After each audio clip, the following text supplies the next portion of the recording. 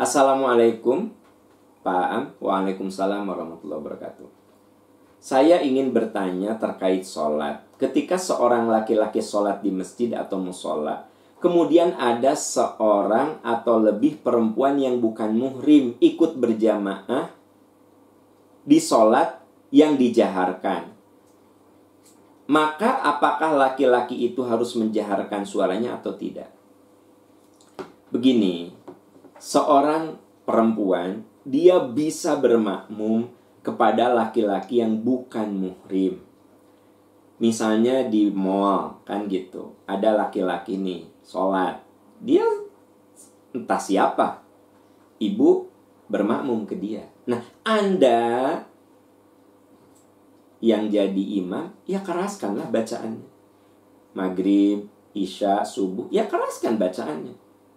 Walaupun di belakang Anda itu perempuan yang bukan muhrim, bahkan tidak Anda kenal. Tidak apa-apa. Toh tidak ada kemaksiatan di situ. Jadi sahabat-sahabat sekalian, ya, kita ini bicara muhrim kalau ada unsur maksiat, begitu. Sekarang saya ngajar di depan ibu-ibu, saya ingin tanya, mereka muhrim bukan? Kan bukan muhrim saya, ya. Tapi saya ngajar gitu. Boleh tidak? Ya boleh.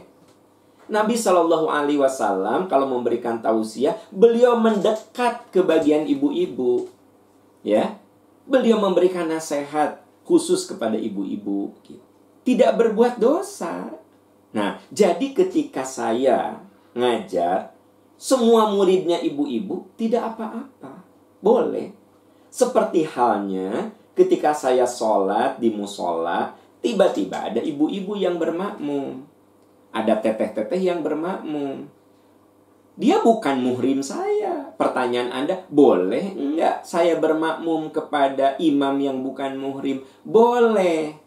Pertanyaan berikutnya, saya sebagai imam perlu menjaharkan bacaan? Ya perlu, karena Anda jadi imam, gitu loh. Jadi Islam itu agama mudah. Ad-dinu yusrun wala yusyadad din illa ghalabah. Agama itu mudah. Tapi kadang-kadang saya suka nggak ngerti ya. Agama itu menjadi sulit misalnya gini. Ibu-ibu, kalau dengar tausiah, jangan dari laki-laki. Itu akan jadi fitnah. Jadi menganggap wanita itu pikirannya jorok. Sehingga kalau mendengar tausiah dari bapak-bapak, itu dianggap berbuat dosa. Kan itu satu penghinaan kepada kaum perempuan, gitu. Kan ada orang yang mengatakan, kalau Anda perempuan, kudu belajar dari perempuan lagi. Ya belajar mah dari Nabi Muhammad SAW saja suka mendekat. Anda bisa lihat dalam hadis Sahih Bukhari, Nabi mendekat, memberikan tausiah khusus kepada kaum perempuan, begitu.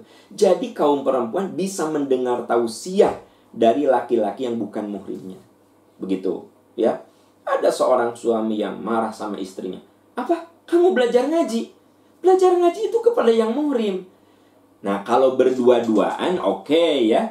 Ente ini mah muridnya ya 10 orang. Muridnya 10 orang. Gurunya 1 orang. Gurunya laki-laki. Ayo Bu Ani baca Bu. Dibenerin. Aduh Bu Tita. Salah, dibenerin. Ayo Bu Rika. Bu Eva. Terus apa dosanya di mana gitu loh. Tapi ada yang mengatakan, itu haram. Itu bukan dengan murid. Nah, kalau berdua-duaan, ya, saya guru ngaji berdua-duaan dengan akhwat, nah itu oke, terlarang, namanya berkholwah. Tapi kalau banyakan 5, 6 orang, terus apa masalahnya? Tapi ya itulah, ada juga yang mengatakan haram. Nah, itu dalam hal urusan ngaji. Dalam urusan ibadah bagaimana? Ya sama juga. Anda boleh jadi imam sekalipun makmumnya bukan muhrim. Perempuan entah siapa, ya, begitu. Anda kaum perempuan boleh bermakmum kepada laki-laki yang bukan muhrim. Boleh bermakmum, tidak ada masalah. Anda yang laki-laki kalau tahu ada makmum perempuan, ada perempuan bermakmum, ya keraskanlah bacaannya, gitu, ya. Ad-dinu yusrun, agama itu mudah, saudara-saudara. Simple sebenarnya. Nggak ribet, yang bikin ribet itu pendapat. Oh ini nggak boleh, itu nggak boleh, ini nggak boleh. Oh segala nggak boleh atuh, ya kan? Begitu. Wallahu a'lam bissawab. Wallahu a'lam bissawab.